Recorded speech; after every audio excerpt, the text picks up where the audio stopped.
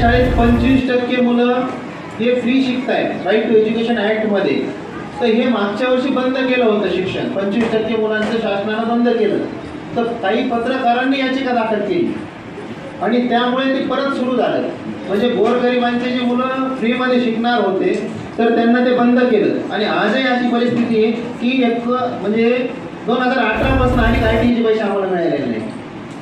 म्हणजे 18 आणि बजेट खूप लिमिटेड आहे, 1000 कोटी फक्त. म्हणजे शासनाला इतर गोष्टीवर लाखो कोटी खर्च व्हायले, फक्त इथं एज्युकेशन द्यायचं आणि सर्वसामान्य गोरगरीब मुलांना द्यायचं तर तिथं आणि बराचसा अभाव आहे.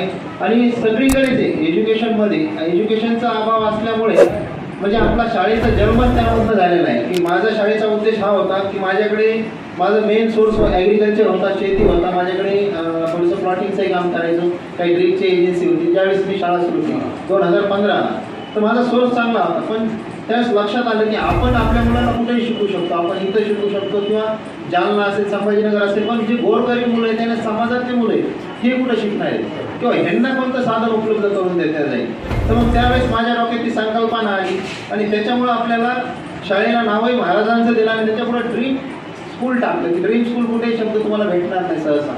म्हणजे आपण Chhatrapati Shivaji international dream school तर ते नाव वापरलं तर आपण चुकीचं काही करणार नाही, कारण त्या नावाला डाग लागेल किंवा असं काही होईल ते आपण करणार नाही. आणि माझा एकच उद्देश की हे आजची पिढी माझ्यासमोर पिढी बसलेली की म्हणजे 2030-35 मध्ये हे यांच्या आयुष्यात म्हणजे देसाई सरांनी जसं सांगितलं की तुमचे आई वडील हे खूप कष्ट करतात, जॉब जरी करत असतील, सर्व्हिस जरी करत असतील तर तुमच्या पूर्ण भविष्यासाठी ते 24 तास काम करतायत. आणि ते 24 तास काम करून तुमची शाळेची फीस असेल, युनिफॉर्म असेल, तुमचे बुक्स असतील किंवा अदर तुमच्या ज्या गरजा आहेत, शाळेच्या व्यतिरिक्त ट्युशन्स असेल, तुम्हाला कुठे जायचंय, खायचंय, कपडे घ्यायचे, ऑनलाईन काय खरेदी करायची, हे सर्व तुम्हाला पुरवतायत. तर हे का करतायत की हे तुमचे स्वप्न पूर्ण करण्यासाठी काम करतायत.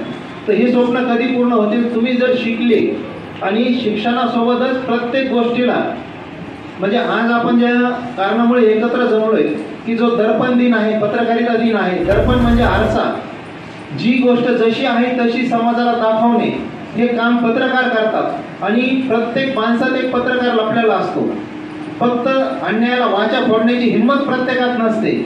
आज तुमच्या समोर जे बसलेले माणसे त्यांना पैसे मिळत नाही, पत्रकारितेमधून पैसा हा मिळत नाही, पण समाजाच्या विरोधात जे काम होतंय त्यांच्या मनात त्यांची चीड तयार होते आणि अन्यायाच्या विरोधात लढण्याची ताकद सगळ्यांमध्ये नसते. विचार सगळ्यांना येत आहे, पण शासनाला, पोलिसाला किंवा जी व्यवस्था आहे, राजकारणी आहे, त्यांच्या विरोधात बातम्या लावायचं आणि त्याच्यामुळं पत्रकारांवर बऱ्याच ठिकाणी अन्याय होतो, त्यांना कुठेतरी डॉमिनेट केलं जातं, बऱ्याच वेळेस त्यांच्यावर हल्लेही होतात. पण एवढं स्वतःच्या परिवाराचा जीव धोक्यात, स्वतःचा जीव धोक्यात घालून जे काम करतात हे तेवढंच मोठं. जसं मिलिटरीवाले काम करतात तसंच पत्रकार सर्वच काम करतात वेगवेगळ्या माध्यमातून.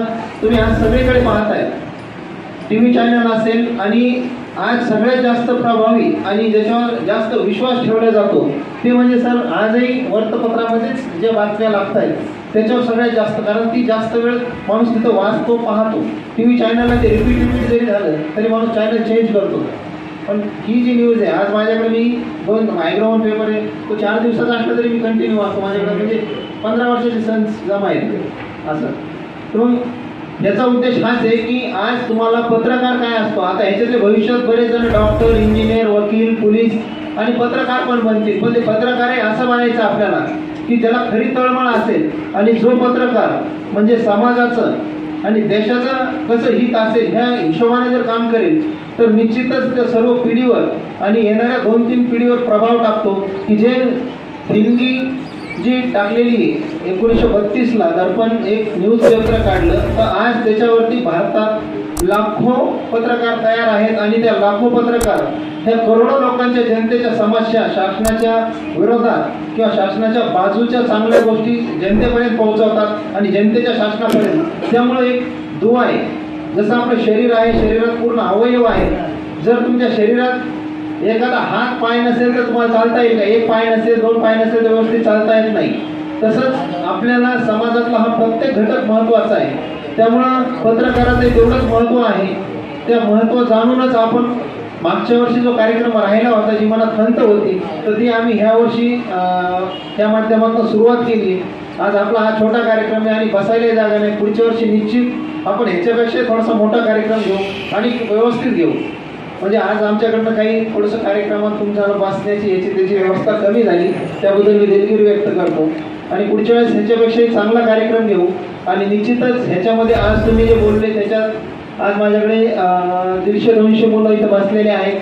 त्या मुलापैकी 10% मुलांना जरी पत्रकारितेचं नॉलेज मिळालं आणि ह्याच्यातनं त्यांचा अंतरात्मा जागा झाला, भविष्यात हळूहळू आता हे घडत आहे, त्यांचं हे फाउंडेशन आहे. ह्याच वयात त्यांच्या बेसवरती आज जे बाहेरनं जे आमच्याकडे जे गेस्ट येतात वेगवेगळे ते पाहतात आणि त्याच्याविषयी ते अनुकरण करतात. आज पत्रकार दिन जर अशा पद्धतीने झाला तर उद्या हे पत्रकार प्रत्येक ठिकाणी आला तर त्यांना ते रिमाइंड होत चालतं आणि मग ते होत होत हळूहळू त्यांची जी ओव्हरऑल डेव्हलपमेंट आहे ती त्या पद्धतीने होत जाईल. आणि निश्चितच ह्याच्यातून काही पत्रकारही घडतील आणि स्वतः फुल टाइम जरी नाही गेली तर कुठंतरी एखादी सोशल मीडियावर बातमी टाकून अन्यायाविरोधात वाचा पडण्याचं काम करतील.